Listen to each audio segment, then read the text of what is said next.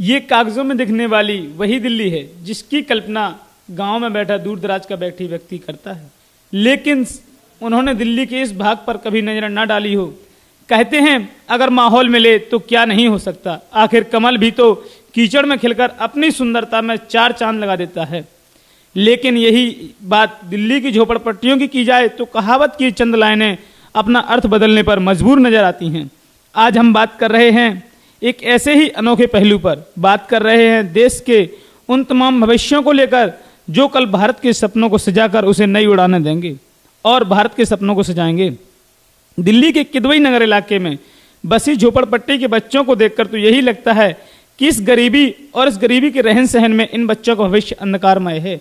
इन गरीब परिवारों की ओर दिल्ली सरकार का नजरिया ही बदल चुका है, साथ ही इन्हें कोई सुविधा भी मुहैया नहीं कराई जाती है, जिससे ये लोग दर दर भटकने के लिए मजबूर हैं और इनके बच्चे माँ बाप की गैर मौजूदगी में नशे व जुए की ओर आकर्षित एवं शिक्षा से दूर होते जा रहे हैं और अपने बेहतर भविष्य को भूलते जा रहे हैं। इसमें दोष इन गरीब परिवारों का है या इनकी गरीबी का, या इसके लिए हमारी सरकार की उदासीनता भी दोषी है जो उन्हें कोई सुविधा मुहैया नहीं करवाती है और उनके दुख दर्द को अपना नहीं समझती है। एक तरफ भारत का विश्व में डंका बजता है तो दूसरी तरफ भारत के इस पहलू पर नजर डालें तो भारत की तुलना दक्षिण अफ्रीकी गांवों से भी की जाती है। एक सर्वे के मुताबिक भारत के शहरों में ऐसी 203 झोपड़पट्टियां हैं जिनमें भारत की कुल आबादी की 21% आबादी रहती है। इन आंकड़ों को देखकर ही भारत को दक्षिण अफ्रीकी गांव से भी गरीब बताया जाता है। 2010 में हुए एक सर्वे के मुताबिक यहाँ की 47% आबादी आज भी 20 रुपए प्रतिदिन कमा पाती है। क्या ये 20 रुपए उनके लिए या उनके बच्चों के बेहतर भविष्य के लिए पर्याप्त हैं? अभी शीला जी ने कहा है कि सन 2020 तक दिल्ली को हम मैक्सिको बनाएंगे। अभी के हालात को देखकर आपको क्या लगता है? ये तो असंभव है।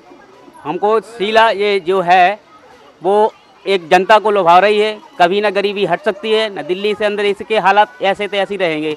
2000 अगली पीढ़ी तक जो 20-22 के अलावा जो हो सकता है, किसी अगर सत्ता में किसी दूसरे की सरकार आए तो हो सकता है कुछ परिवर्तन हो। अभी तो कोई संभव नहीं है। बच्चों की बिगड़ती हुई आदतों के बारे में आप क्या कहेंगे? आप काम पे जाते हैं, बच्चे यहाँ नशे से करते हैं, क्या कहेंगे? आपकी सरकार इसके लिए कुछ कर रही है? देखिए काम पे निकल जाते, इतने बड़े आदमी तो है नहीं कि जो हम पढ़ा लिखा सके उनको। वो सारा दिन घर पे रहते हैं, वो करते आवारागिरी में फिरते रहते हैं, ठीक से पढ़ा भी नहीं पाते। हम लोग तो काम पे चले जाते हैं और वैसे भी हम लोग नहीं ऐसे बैठा कर नहीं पढ़ा सकते। हम इतने पैसे नहीं लगा सकते कि जो पढ़ सकें बच्चे। वैसे ही महंगाई का ज़माना, हम नहीं पढ़ा सकते भैया इतने ज़्यादा। और सरकार ने हमारे लिए तो कुछ भी नहीं करा, कुछ भी नहीं करती। ना लाइट की व्यवस्था, ना पानी की व्यवस्था, ना कोई व्यवस्था नहीं हमारे लिए ना। और ना ही कोई पूछने के लिए आता कि तुम लोग कैसे रह रहे।